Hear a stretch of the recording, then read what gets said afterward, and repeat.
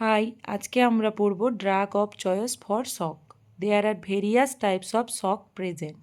For example, septic shock, neurogenic shock, cardiogenic shock, anaphylactic shock, etc. At first আমরা দেখতে পাচ্ছি in case of septic shock, neurogenic shock, cardiogenic shock with hypotension আমরা drug of choice হিসেবে কী দিই? Norepinephrine.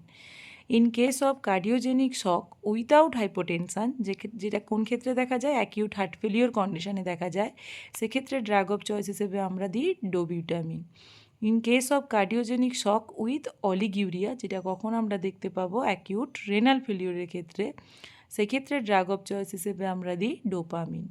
আর anaphylactic শকের ক্ষেত্রে তো আমরা কী দিই ড্রাগ অফ চয়েস হিসেবে? এপিনেফ্রিন। আর পেশেন্টের যদি কোনো পেশেন্টের কার্ডিয়াক অ্যারেস্ট হয়ে থাকে, সেক্ষেত্রে পেশেন্টের কিন্তু কী শক হয়? কার্ডিওজেনিক শক হয়ে থাকে, এবং তাকে যখন আমরা কার্ডিওপালমোনারি রিসাসিটেশন দিই, তখনও ড্রাগ অফ চয়েস হিসেবে কী ইউজ করা হয়? এপিনেফ্রিন ইউজ করা হয়। অ্যাট লাস্ট আমরা দেখব কি না, if any of the following drug is found to be resistant then আমরা ড্রাগ অফ চয়েস হিসেবে ভেসোপ্রেশন ইউজ করি। মানে ধরো আমি ফার্স্টে দেখলাম যে কি সেপটিক শকের ক্ষেত্রে ড্রাগ অফ চয়েস হিসেবে আমরা নরএপিনেফ্রিন ইউজ করেছি, কিন্তু পেশেন্ট একটা এসছে হসপিটালে সেপটিক শক নিয়ে, তাকে নরএপিনেফ্রিন দেওয়া হলো, দেখা গেল যে তার বডিতে নরএপিনেফ্রিন ড্রাগটা কী হয়ে গেছে? রেজিস্ট্যান্ট হয়ে গেছে। তখন কিন্তু তাকে ড্রাগ অফ চয়েস হিসেবে আমরা কী দেবো? ভেসোপ্রেশন দেবো। আশা করি সবাই এই টপিকটি সহজে বুঝতে পেরেছো।